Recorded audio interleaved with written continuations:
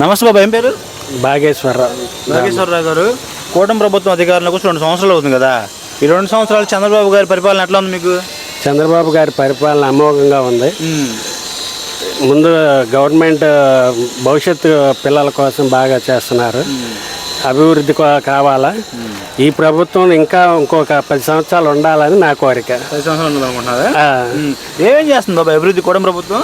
ముందు భవిష్యత్తు మీలాంటి కుర్రోళ్ళకి ఉద్యోగాలు ఉంటేనే కదా అండి, డెవలప్ పెరిగితేనే కదా రాష్ట్రం అభివృద్ధి లేకపోతే రాష్ట్రం ఏమైంది?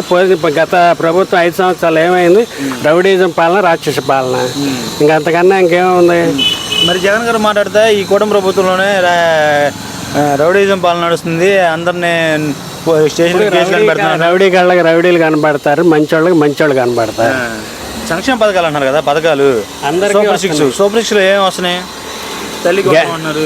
తల్లికి వందన పిల్లలకి వేసారు మొన్న అందరికి, మాకైతే లేరు పిల్లలు.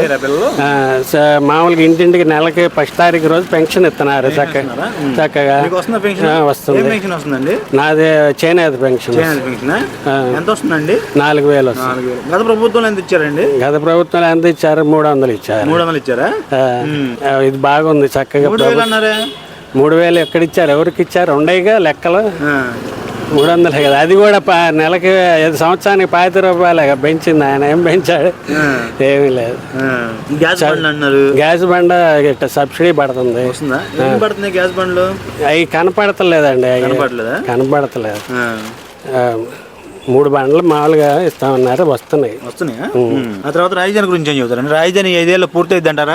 రాజధాని అయింది కదండి, 75%. ఇంకేముంది? రాజధాని అయితేనే కదా మనకి రాజధాని. రాజు లేని ఇల్లు, కుటుంబం పెద్ద లేకుండా ఎట్లా రాజధాని ఉండాలా?